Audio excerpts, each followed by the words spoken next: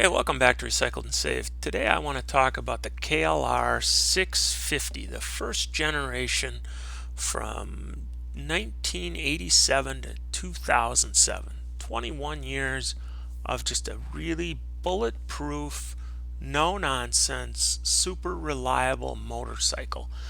This was the best selling motorcycle most years in that time, maybe not in the US, but worldwide. So it's like the Toyota Helix or Toyota Tacoma that we know in the US, that this is the machine that the whole world sees. And if you're looking for a bike to ride from the US to Argentina and back, or up to Alaska and back, or have one bought in Europe to tour or something, no matter where you go on the planet, motorcycle mechanics are familiar with this bike. They've seen it, they know it, and they know how to work on it, and more importantly, they don't really have to. That's why a lot of militaries have picked this bike up. This is the bike. So if you're looking for what is my cheapest reliable transportation, I've got more than a 15-minute commute, I don't need to go 80 miles an hour down the interstate, but I need something that can get on a interstate type speed for short distances.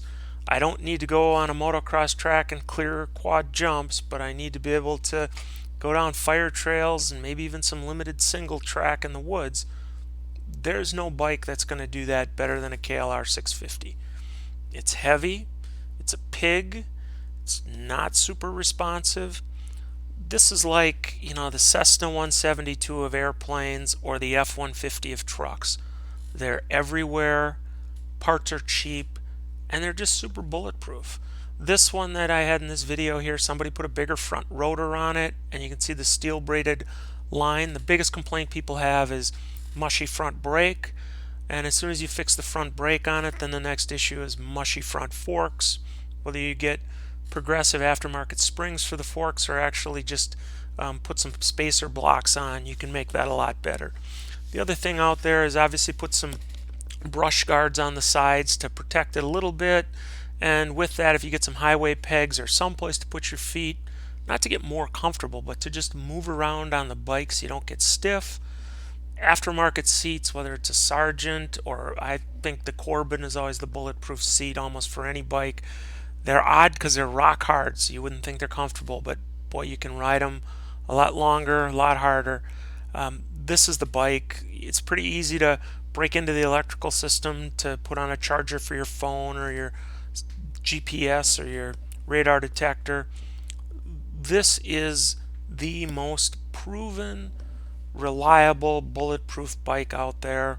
If you keep the oil changed and the air filter clean on this, they're going to go forever, and they're not really going to lose power. Maybe you'll need to get the valves shimmed and checked, every 10 or 20,000 miles. It's not like a DRZ or a CRF where you're running higher revs and working harder, so the valve clearance and everything is much tighter tolerance concern. These things are just easy to ride, bulletproof bikes. And again, they're cheap, they're everywhere. From 1987 to 2007, tons of parts out there, not just with me on eBay and Facebook, but other places. When you get it, spray and condition that exhaust. If it still has a stock exhaust, coat that with WD-40 so you can get a patina on it and get it seasoned like a frying pan so it doesn't rust out, because replacing the exhaust is probably the most expensive thing you're going to do on it. This one had a Givy tank on it on the back for storage. You see a lot of them with tank bags, saddle bags. Again, there's a ton of that stuff used out on Facebook Marketplace and eBay because it was around for 21 years. A lot of these guys still have the parts for them. If you put some luggage on this thing, if I were trying to go to the Arctic Circle on a bike from the Midwest or down to Argentina and back, this is the bike I'd pick. I'd find the best 2007. This one on the video here happens to be a 2007, and I'd go with it. For me, I need bar risers to get the bars up and back a little bit. I'm only 5'10". Low seat height, if you're shorter, get taller bar risers and taller bars. If you're taller, maybe lean them forward a little bit. But this is the bike, and I know I'm being repetitive and kind of going on and on, but there's not really a ton you can mod on it. Like I said, get the front brake to work a little bit better with a braided hose and bigger rotor maybe. Maybe put bigger pegs on it with a clip scrape on metal peg instead of the rubber pegs. Put a decent seat on it, maybe some kind of highway bars. If the exhaust is rusty, put a decent exhaust on it. But that's it. If anybody has any suggestions for KLR, put them in the comments. Remember, subscribe, check me for parts. Thanks for watching.